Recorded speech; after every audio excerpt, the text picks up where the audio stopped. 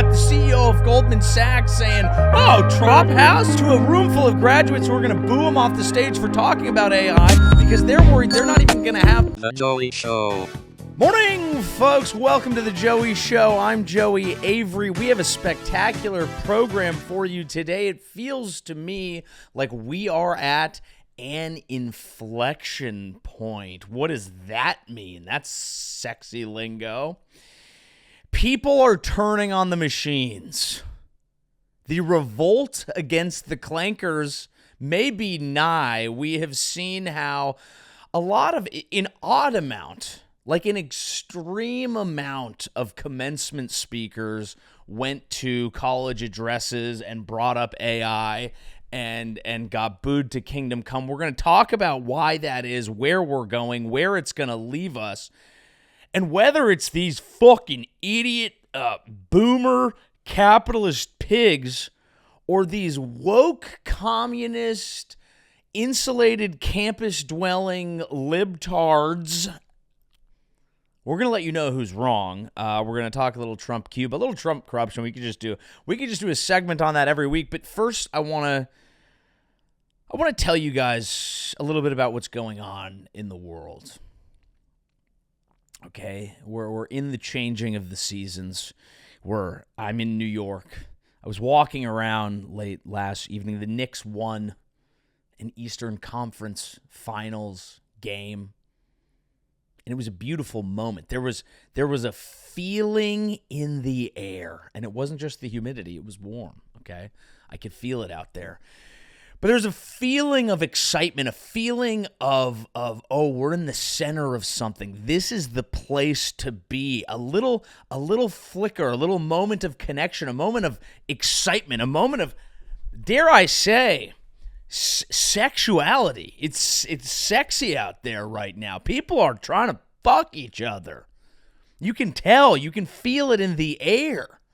It was a Tuesday night. I was walking back at midnight. The amount of people I saw gripping each other up.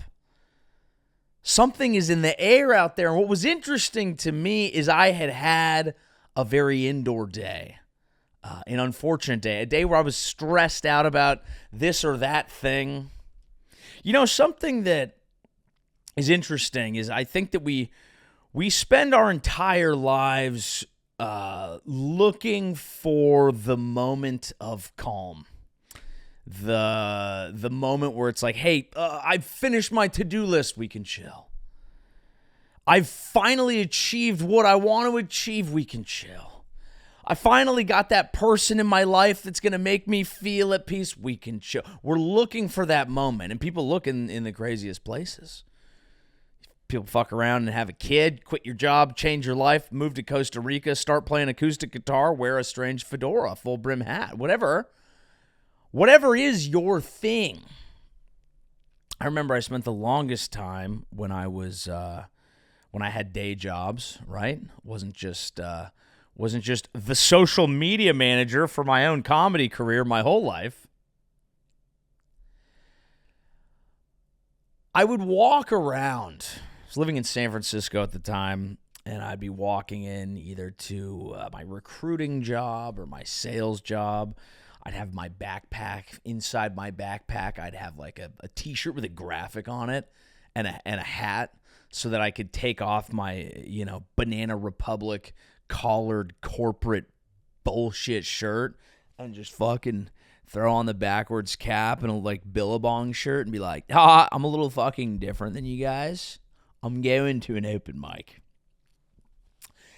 And the entire goal, of course, was to create the life that I've created now, where I'm a full-time stand-up comic. I get to tour. I get to do the thing that I'm passionate about, that I love. It was my entire mode of being, the thing, my savior, the thing that gave me purpose, direction, happiness.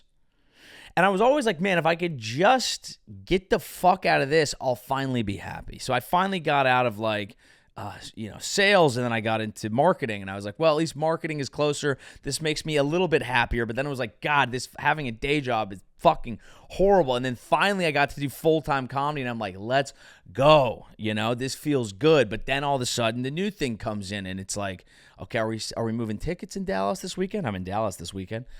Are we doing this? Are we doing that?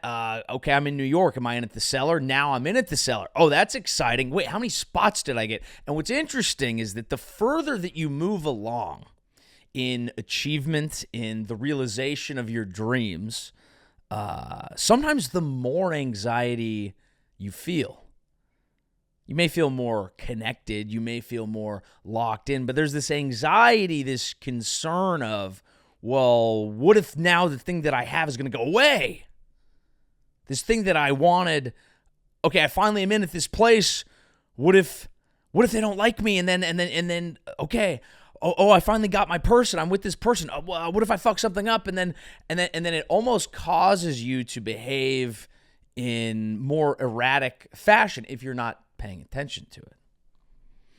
It can cause you to it can cause it to be a self-fulfilling prophecy. You can lose the thing that you thought was going to bring you peace because having it has created such a state of non-peace within you that you lose your natural flow and ability to get there in the first place. This can happen in your life. It could be your career, it could be your family, relationships, right?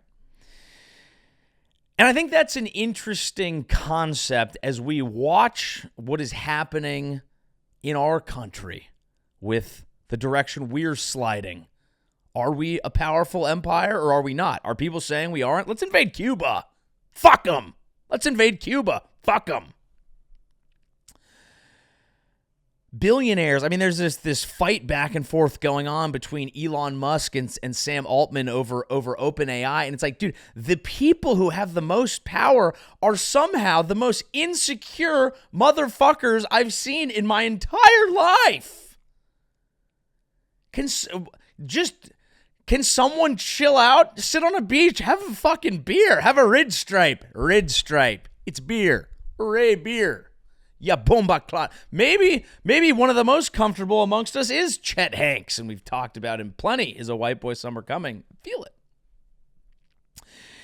And so it's this interesting thing. Now I think about it in my own life because this is natural. Like this is what you learn when you're on a path to a certain level of achievement and what you want in your life, your feeling, your vibe, everything changes along the way. You don't get to be a 22-year-old with pie in the sky dreams forever because when you're thinking about your future, it is a dream. When you're living your dream, it's a reality. And realities are by nature not always just a dream. There's pressure that comes with it. There's stress that comes with it. But we're in this place now where everyone who I know who's even doing well online is living almost in this interesting state of fear where it's like, yeah, I'm doing well, but oh, my latest clip bombed. And so now these huge companies that are run by these mega powerful people that have created these ecosystems that allow us to be quote unquote free of our jobs, even though we're putting in more hours for these large platforms, have us living in fear while the people who are running them are also living in fear because what if they don't get to run everything? Oh my God, it must be so hard being Mark Zuckerberg. What if I'm not the top autistic person in America? I mean, that's really what it is. We used to have American Idol where poor people would go sing. They would throw their hat out and we'd throw coins at them and they would sing. And if it went well, we'd go, yay. And if it went poorly, we'd go, boo! Boo that boo them! Send them back to their tent. And that was better. Because now we're just watching the clash of billionaires and titans, and now it's just Autistic Idol. We are just honestly looking to find out who can be the top non-socially adjusted fuck in the United States of America. Which one of you non-sex having ass weirdos gets to win it all? Who cares? They do, is the answer. And now that they've achieved it, it is lonely at the top. Oh, heavy is the fucking head that wears the crown. Shut up. You're nerds, and you're stressing everybody out. And the funny thing is, it's all natural. I mean, look, this is just the growing of society. I mean, look, I think as a millennial, I feel a responsibility. I am like I'm one of the last of the Mohicans. I am. because I know how to use the internet, kind of. I'm sure if some like Gen Z is listening to this, they're like clicking their fingers like, your emojis are cringe. Shut up. Who cares? But I remember a little bit of a time before the internet. A little bit, a tiny bridge. There was an era pre-internet, but then it kind of came in. And so we've gotten to witness like, oh, the excitement. Oh, this is moving a right direction. Oh, this is like, maybe this will lead to more freedom. Maybe this will lead to more prosperity. Maybe this will lead to social justice. No. It's not led to any of that. There are good things. Again, I am appreciative because I'm getting to live my dream, and I am always grateful. Always. But you can look at things in general and see where they're going. So I'm at this interesting level where I kind of understand, like, hey, this is what progress looks like. We've seen it before.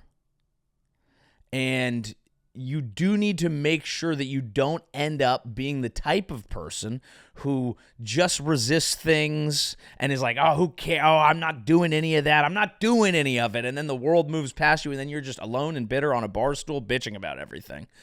And just being like, fucking back in my day, you didn't even have to know how to use a hashtag. Okay, but I can't help you. There are comics that hate the new world that we live in, and I understand it, but I didn't create the world, so I don't know what you want me to do. You can only play the game as it lays. There's a quote I always bring up, and I'll bring it up a million more times. Kobe was talking about how when he entered the NBA, everyone's playing their own game. Everyone's playing their own game of chess, but the pieces are going to be a little different for everybody. You need to understand what your board looks like. That's the world we live in. Okay, get that, got that, good. Now we can have an ideological conversation because a lot of boomers keep up bringing up AI at graduations, and the kids are shitting their fucking pants. The kids are booing their elders clean off the stage at the mention of AI at a level, okay, at a level that is remarkable. I've pulled a clip here, and this is like a little NBC breakdown of a few of these. And what's amazing about this is it covers like 10% of them. There are so many videos. This is like a thing that is happening is old people they're going to graduations, and they're saying, hey, just so you guys know, the AI era is going to be yours. And then Gen Z kids are like, wiping their bangs out of their face and just going, fuck you, boomer. And I'm watching. And I'm just watching. Let's watch the clip. Spring signals graduation season and commencement speech time, but one phrase proving wildly unpopular. The rise of artificial intelligence is the next industrial revolution.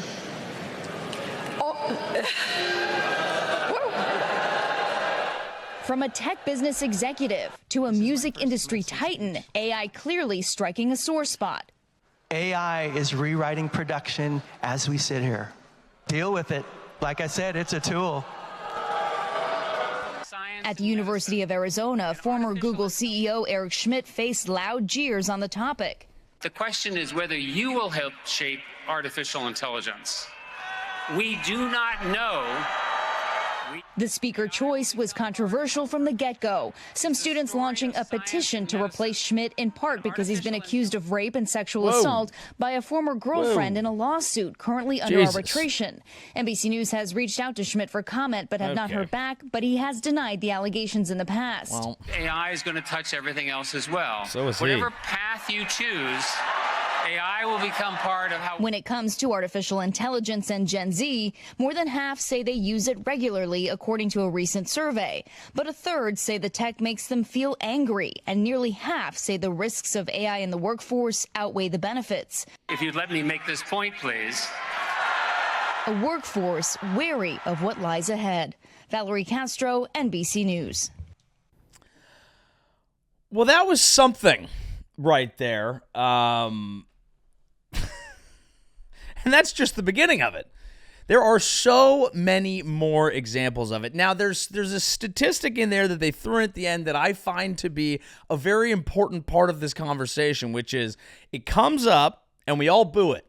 We boo it. I boo it. Boo. Boo AI. Boo. Do you use it? Well, yeah, a little bit for this, a little bit for that. Yeah, I use a little bit for this, a little bit for that. It's a tool. It's a good tool. We use it. The kids are using half the kids who are booing the AI used the AI to write their shitty fucking thesis about their shitty fucking major. Probably. Maybe. You use it to help. And I identify with that. I'm not blaming them for that because what they're booing is you see a billionaire, okay, who stands to make untold amounts of money in AI because of their investment in the market, okay? The direction that they see things, what truly benefits them, which will give their family untold amounts of generational wealth while you're sitting in your chair, and you may have used AI to find out the nicest coffee shop nearby, but you're also going, hey, I'm pretty sure AI is eliminating all of the entry-level jobs, which was my concept of how I was supposed to get my life started. I can understand how one might boo. I can understand how one might boo. But this is where we're at, okay? Is this idea of like, is this good? Is it bad? And do we even have a fucking choice? Now, we always frame technological advancement as inevitable, that if we don't figure out, we will be speaking Chinese. Gong Hao Fat Joy. If we don't figure out technology, we will be stuck speaking Chinese forever.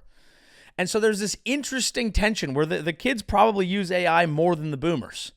But the boomers are so out of touch.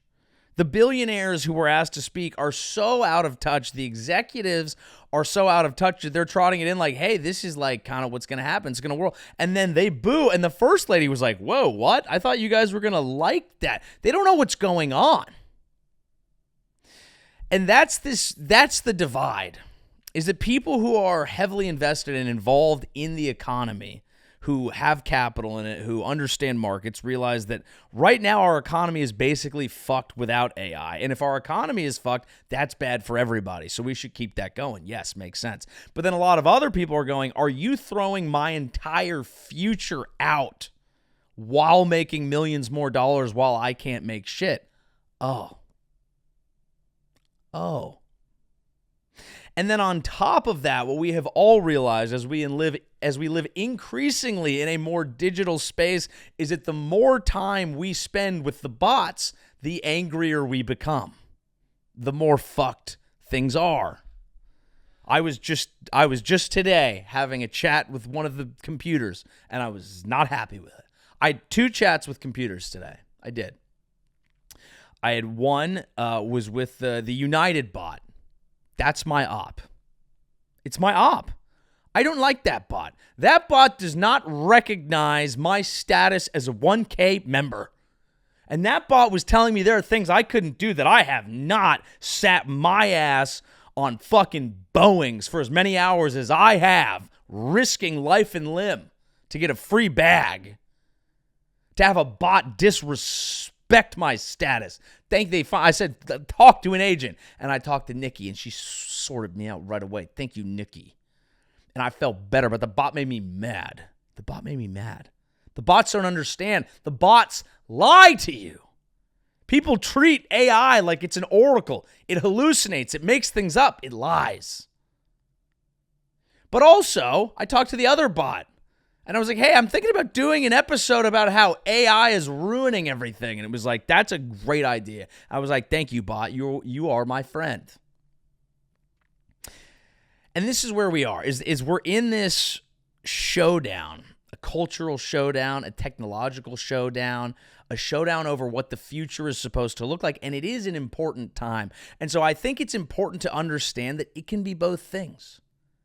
AI is inevitable in terms of its usage, in terms of our adoption of it. So it's a good idea to start finding out what the benefits are to you and what the limitations are. What are ways that it can make your life easier? At the same time, as a society, we should be having broader conversations about what is appropriate and not appropriate to happen. For example, John Summit and Diplo from the EDM world are showing down face to face, because there's a conversation going around the use of AI, and Diplo basically was like, if you don't like it, just fucking quit doing music, because it's the future and it is what it is, and like you can just adapt or die. Like, good luck, bitch, is what he said. And then John Summit was like, I just dropped an album and I made sure that there's absolutely no AI on it. I only used people. I think that's important. I think that as AI makes it easier to churn out shitty, obvious pop bangers, what you need to do as a human being is increase your own writing ability and find a way to make stuff that stands out, because when we interact with real things made by real people, there's something fucking real in there. It's important. There's something to it. It's tangible. And he thinks, and I think he's right, that the music industry should put a label on things that relied heavily on the use of AI. Now, what's the line? I'm not a producer, but I would imagine if you're using AI to improve some of your workflows and get rid of some busy time in the production game, then that's fine and that's progress. And like, I don't need people doing busy work for no reason.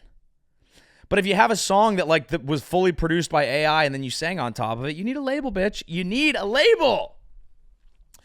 You need a label. So what I don't like is I don't like the grandstanding, because I agree AI is very scary, but like a lot of us pretending like it's the end of the world are literally using it to help with things. It's a tool. There are some things that it's going to be good, some things it's going to be bad. Let's try to figure it out as the team. The thing that I think is concerning to people in a lot of ways is there are all these promises made for it, where the idea is, hey, AI is going to come and it's going to do all the shit you didn't want to do anyway. And that's fine. But then no one tells us what happens next. So like, if I'm using it in my own life to make some of my processes easier, great. I know people, this is not really a political thing. I know people hard left who rely on AI more than anything, right? It's not just the ruthless, raw capitalist doing it. But when they say it's going to take your jobs, when they say, okay, some people are going to become bajillionaires, it's going to automate entire flows, all these things, we're going to have less need for human labor. So then what? So then what? Yeah, it'll create new economy, new jobs. People go into those, but let's say you lose your job. Do you get money? What happens next? Do they throw us a festival? When people promise you a future where you're finally free of bullshit, where you've finally arrived at that place where you can be relaxed, where you can be free, where you can calm down, where you've finally made it.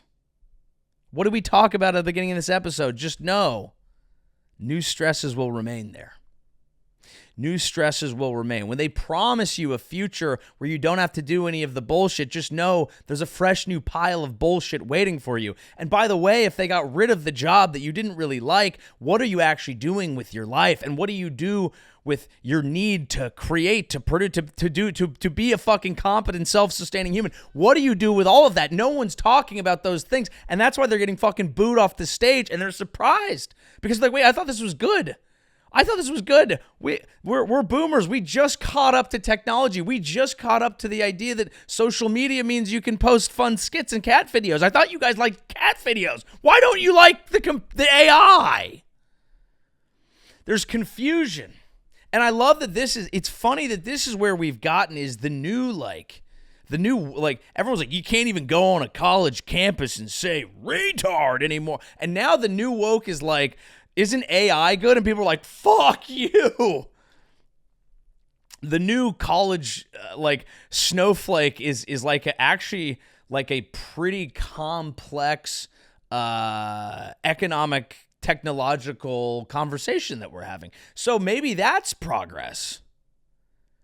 Maybe at least we're now having a more interesting debate about the future of society. Okay, sure, fine. But that's not it. I mean, there's a million of these videos. Now, this one, I'm going to read this because we don't actually get to hear this speech, but this was one, the CEO of Goldman Sachs and aspiring DJ David Solomon playing a shitty EDM song that he bragged took him 10 seconds to create on Suno. This happened at the end of a commencement speech to the MBA class of 2026 of Wharton, where he told them all how proud he was of his ability to adapt to the times and steadfast commitment to his artistic endeavors as a DJ. He even name-dropped Kygo as a personal reference.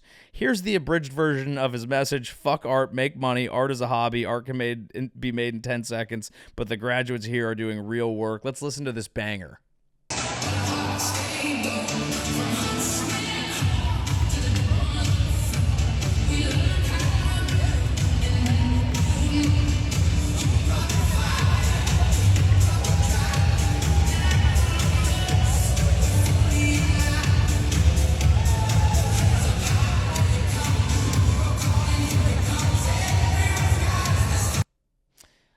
What have we done?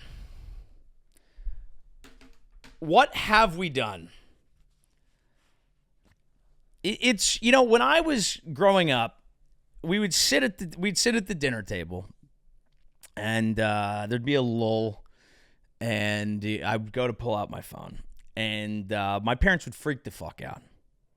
They'd be like, "No, you're not getting on your fucking idiot box. You're not going on your phone. It's rotting your brain. Sit here, have a conversation with us, look us in the eye." That's what the old people used to say to us. You know what happened? The phones won.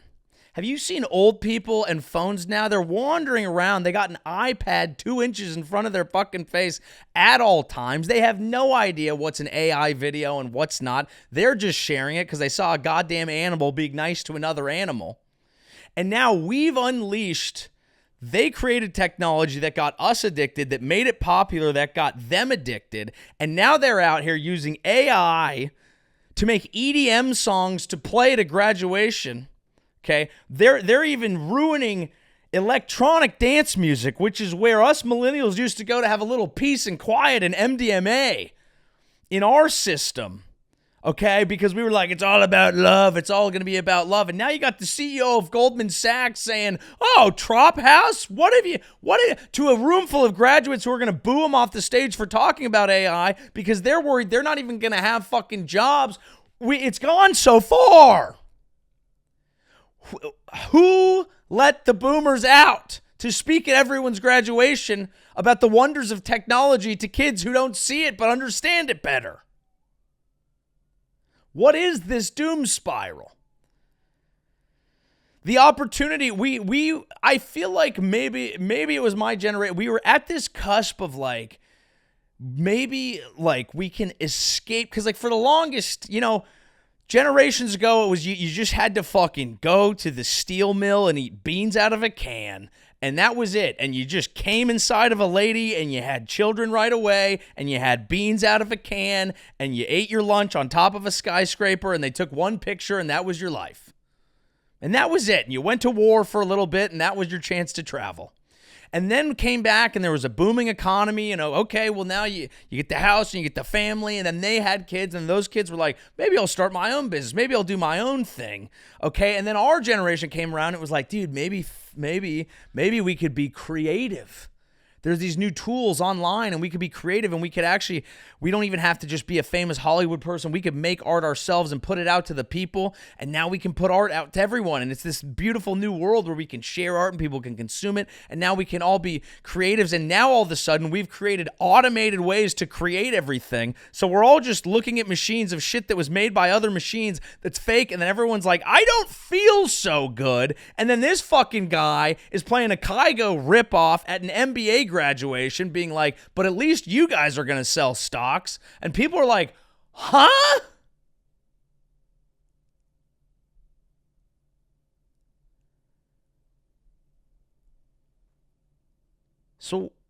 what comes next?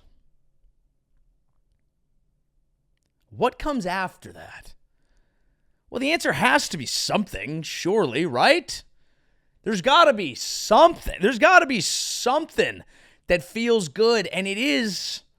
The answer is always what it is. I just told you. I had a weird day because I was inside working with the machines on my stuff to distribute amongst the machines, and then I went outside, and the Knicks had won a basketball game, and people were making out with each other in the street, and a dude drove by on a bicycle, and he's like, best basketball team in the world, yeah? And I was like, yeah. Let's get outside and cause some ruckus. And cause some fucking ruckus, dude. Just remember to touch grass. It's important. It's important, and it'll really help the content that you create for being inside. Okay. Now, if you want to know, that's the economy. But if you want to know where we're headed politically, the answer is very potentially Cuba. There's a potential conspiracy false flag brewing. Let's hop into it here. But first, come on out and see me on the road, folks. JoeyAvery.com. Great shows coming up. And check out Nashville Away Games, the travel show that I made, is up right now on my other YouTube. Very fun. We interview a musician from Nashville, a bunch of crowd work moments, fun things, condo tour. We have a good time. I'm going to Dallas this weekend. Let me know if there's anything you want me to do for away games, anything worth checking out. Then Bernalillo, New Mexico, Cleveland, Rosemont, Chicago, San Francisco, Sacramento, Boston, Houston, Brea, Tempe, New Orleans, Edmonton, St. Pete, Charlotte, Detroit, Denver, San Diego, all coming at you piping hot. Also, make sure to check out the Patreon, patreon.com/Joey Avery. You get a full episode of this podcast every week. You also get, I respond to the comments in there. What we do over on the Patreon, it's basically just, this is topic driven. The Patreon is a hang, more personal stories, other stuff that's going on in the week, and then whatever you guys want, I chat with y'all. It's a very fun time for the ultimate of the ultimate of the ultimate 12s. But let's talk Cuba. Now, a video came across my desk the other day, and it is titled here, "The United States government is going to attack Key West in a false flag event, and they will claim it's Cuba." Let's watch. Hey, so the Trump regime is going to stage a false flag attack on Key West, okay? They're going to claim that these are Cuban drones attacking Key West, Guantanamo Bay, American warships. All of this is bullshit. The Cubans do not have the ability to do this, and on top of that, they are not in the position to be doing this. This is the new version of Operation Northwoods. I'm going to say that again, Operation Northwoods. Please look up Operation Northwoods, okay? The only reason they didn't follow through with that was because we had a president like JFK who was he had big enough balls to stand up to the fucking CIA, okay? Donald Trump does not, and on top of that, he actually, loves this shit. He loves causing chaos. So, yes, the United States government is going to attack the United States of America. It is most likely going to be in Key West, Florida. It's also going to be U.S. warships and U.S. bases around Cuba. We are going to false flag attack our own people. I'm telling you right now it's going to happen. I don't give a fuck if you don't believe me or not. I'm giving you early fucking warning. You come back here when I'm right, like you always fucking do. But yes, please, a little aggressive. If you live in these areas, you need to understand what is coming for you. The United States government is going to try to kill you, and they're going to claim that it is fucking Cuba doing it. Now, I recognize there's an urgency to the message. I still did not like the tone. I didn't really like the tone at the end. I thought that that's a little, look, sir. We're just here on the internet sharing information that we've all seen and barely digested as quickly as we can, and hope to gain likes and shares. Now, I saw that, and I was like, now this is compelling. I'm going to watch this video. But as just, I pay enough attention to do this podcast. I present myself as a learned individual. Frankly, it's mostly just because instinct, intellect, built different, generally right, kind of have it all together. It's not because I'm the most up-to-date and read in on things. I checked, I saw this and I was like, look, compelling, but come on now. What are the chances that we'd do that? Until later, I saw a tweet that I imagine he was maybe basing this off, whatever it is. This is an actual Axios report, okay? Cuba has acquired more than 300 military drones and recently began discussing plans to use them to attack U.S. bases at Guantanamo Bay, U.S. military vessels, and possibly Key West, Florida, according to classified intel shared with Axios. This goddamn kitchen motherfucker was right.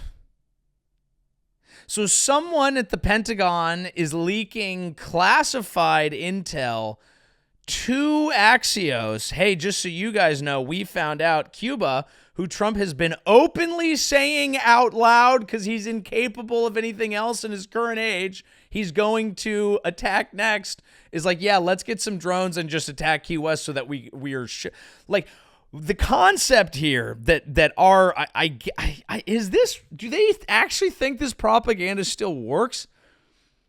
I mean, you'd have to be a vintage old motherfucker to be like, holy shit, well, if Cuba's going to attack us, guess we got to... Do we think that Cuba is basically lying? Cuba is on all fours, just like hearing that the U.S. is going to come for them. Cuba is just like lying on all fours, just spreading that anus out, going, yeah, why don't you just fuck me in the ass right now? Is that what we think? Is that what... Does anyone... The question, wow, because here's what happened. When I watched the conspiracy video, I thought like, okay, but let's be honest. No one thinks we're that stupid and we're not that crazy. And then I read this and I'm like, oh my God. Because as much as I thought we weren't that crazy, they're definitely not that fucking stupid. We being the U.S., them being Cuba. I don't know where you listen to this. Maybe you're in Cuba, in which case I would say hola, bienvenidos. I've been to Havana. I had a lovely time. I'm not here to discuss, look, I'm not generally, I'm not a pro-regime Cuba guy. Even when I was out there, I remember we went to a cigar farm, tobacco farm. There you go. Figured it out. And it was very cool and very interesting and showing us the process and the history of how they make cigars. And even those cigars, give me the spins and make my weak bitch stomach into a knot, I smoked a lot of them and I had a great time. And I was like, yeah, dude, it's Cuba shit. And then at the very end, the guy goes, and then once a year we have what we call our very sad day where the government shows up and takes 80 to 90% of our work and doesn't pay us at all because that's how it works. And then they sell them as fucking cohibas or whatever. And I was just like, God. Cannot, as much as I spent the first half of this bitching about like AI tech modern capitalism, I'm like, well, I'm not gonna let the fucking government take 90% of my fucking shit. Not gonna let the government that think, I mean, look at what our government's doing. 90% of my shit. Come on. So I don't have the answer to these age-old questions about the appropriate way to run and structure an entire society based on distribution of power, whether it be amongst capital, techno-feudalist oligarchs or repressive party line government machines that, suck each other off and are all about power and loyalty. I think that ultimately when I think about all those things, I kind of spin out and tweak out and then like watch a DJ set online and try to lift weights. Or maybe like go golf and get hammered with the boys. I don't know. And I'm not saying that that's a solution because that's obviously, I haven't arrived at the end of my overall analysis, but, I do think about it and then I kind of just go like, well, that's not good, and then I go, but, fucking YOLO a little bit. You kind of got to have a good time. This is important. This is very important because this is a huge ethic to this show because you listen to a lot of shows and it's all just like, here's what's happening and here's why. And it's always just blaming people. It's always like, it's all the fucking left's fault. It's all the right's fault. But we're all going to die. And like what I'm telling you is like, maybe, but also have some fun too. You know what I mean? Because it's important to spend a lot of your time paying attention to this, but then every once in a while, you got to just have a beer and look at the ocean. You got to have a beer and look at the ocean sometimes, too. It's important. And one of the best places I've ever done that is Havana, Cuba, actually. And so, not a political statement, just telling you, woohoo, cerveza, muy bien. The quote tweet on this was, "What a coincidence that Cuba finally decided to attack America after 70 years, right when the Trump administration was planning their own regime change. What a strange bit of timing. Oh, well, let's not look into it." And so I think it's important to note what is actually happening, like how Trump works, okay? Because he's not like, when you go to work, maybe you have a laptop, maybe you have a tablet, a phone, something like that.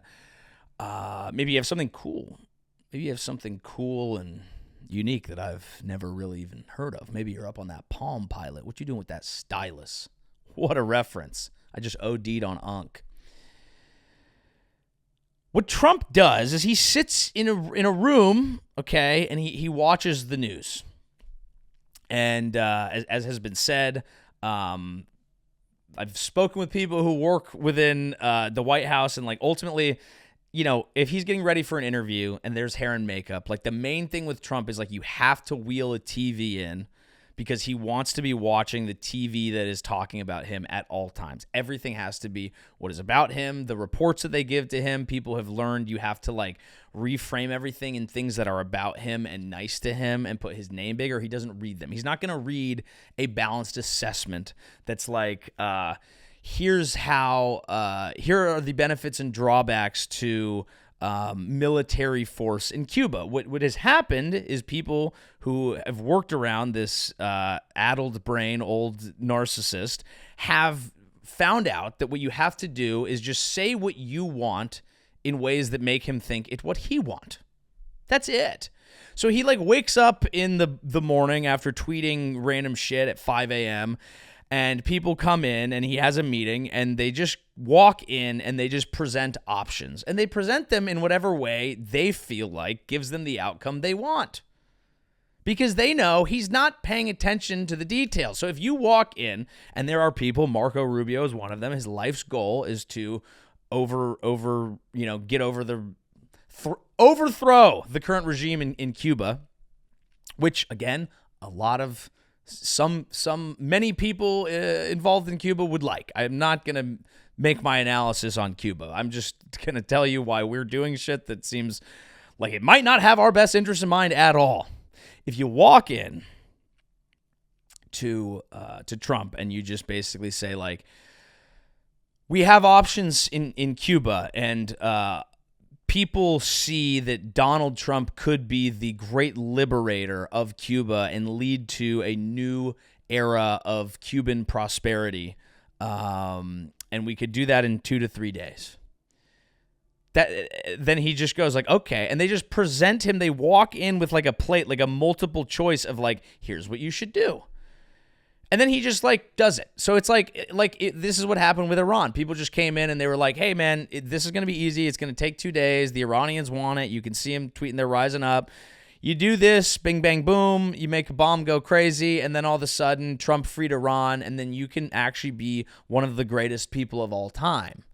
And then he's like, okay, yeah. And that's what's happening. Like there's this concept that he wants death and destruction. He actually doesn't think that because he's not being presented with these things. They were like, hey, in Venezuela, you could get Maduro. What happened to that, by the way? You just have Maduro now? You could get Maduro. And he's like, okay, cool. Yeah, fuck that guy. And now his second in command is running the country. And so people walk in and they tell an old man what he wants to hear and he just picks it and then that's it. That's what's happening. And so the entire premise of the Trump thing was people were like, he's different than normal DC. He's going to weed out corruption.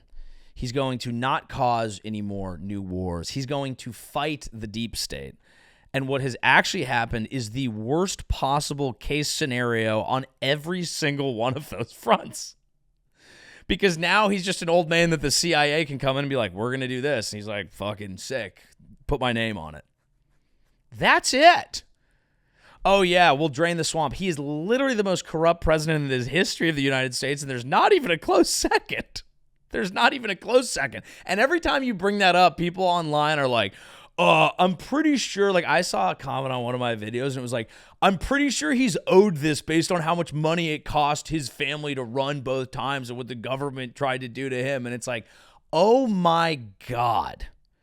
If you think bending over and opening your anus for the most corrupt, self-interested politician in American history and taking that cock isn't the most beta shit of all time, even while you're sucking on his son's dick while saying, at least I'm owning the libs. Dude, you missed it. Think for yourself. Oh, he's just anti-Trump. He has Trump derangement. No. You. Think for yourself, sweetheart. The fact that he just sued his own government with his own personal lawyer in charge and then settled his own suit with his own government to create a fund of taxpayer money to pay off the people who executed January 6th is crazy. And this was the thing that I said on this very podcast when we were talking about the election. I was like, I know that people don't like this because everyone's like, oh my God, stop bringing up Jan 6, get over it. I was always like, I don't know, because I think we saw a little bit of this person's psychology where he's willing to burn down the entire country as long as it means that him and people that were nice to him get what they want. And that's exactly what you see. And we built a structure surrounding it. So fun. And I guess I will quote the man in his own kitchen when I say, hey, you can think what you want, but come back to me when I'm right, which I always fucking am. But again, folks, you got to enjoy your own life too. And this is not, people do the like, well, what about Hunter Biden? And what about this now? First of all, we love Hunter on this program. Second of all corruption is bad. And in every case, I think it's ridiculous. But for people who are like, dude, Hillary Clinton got $200K to speak at Goldman Sachs, and then you watch Trump made, 30,000 trades on shit that he then directly impacted himself? That he is literally running the country as his own personal casino. And it's like the best you can come up with is like, Dems are fucking, hey man, fuck it all. But here's the worst example. I'm going to do something I've never done in my life. Play a Rachel Maddow clip. And look, I don't sit around watching MSNBC. I don't usually play Rachel Maddow clips because then sometimes people say, hey, is she on there twice? Because when I didn't have a beard, you know what? Sometimes I be looking like Rachel Maddow. Sometimes I be straight up looking like Rachel Maddow. And people have said that to me, and I don't appreciate that. And that's no disrespect to her, but I'm not out here trying to look like Rachel Maddow. But maybe I do. So I don't play clips of her. But this one we're going to play. Now, with each passing hour, we're getting more and more reporting coming out about how his stock buying as president tracks with things he's doing as president to boost the value of those stocks. I mean, it's just incredible. So in January, Trump buys hundreds of thousands of dollars of stock in NVIDIA. Then a week later, his Commerce Department approves the sale of NVIDIA chips to China. Also in January, Trump buys between $50,000 and $100,000 worth of stock in AMD, which is another chip maker. 1 week after he buys it, his Commerce Department approves AMD doing business in China as well. Following month in February, Trump buys millions of dollars worth of stock in Dell Computers, right? Dell Technologies. 9 days after he buys millions of dollars worth of stock in Dell, Trump veers off script in a speech in Georgia to tell the crowd literally, quote, go out and buy a Dell computer.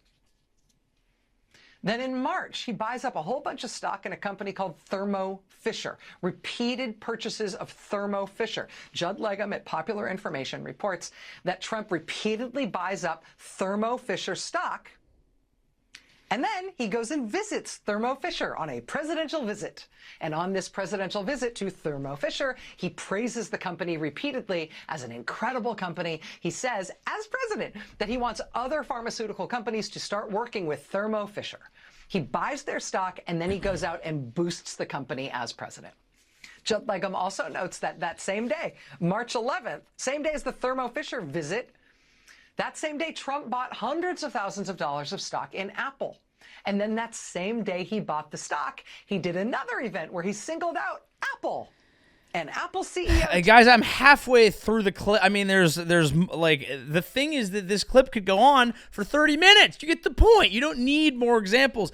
And the crazy thing about all this is how you end capitalism working, right? The thing is that, like, when you do this type of shit, people lose faith in a system that has worked. But when you get to this ridiculous level where you use it as complete and obvious corruption that we can all see, yeah, there's actually always been some shady shit going on in DC. Yeah, awesome. Get rid of all of it and pretend it matters.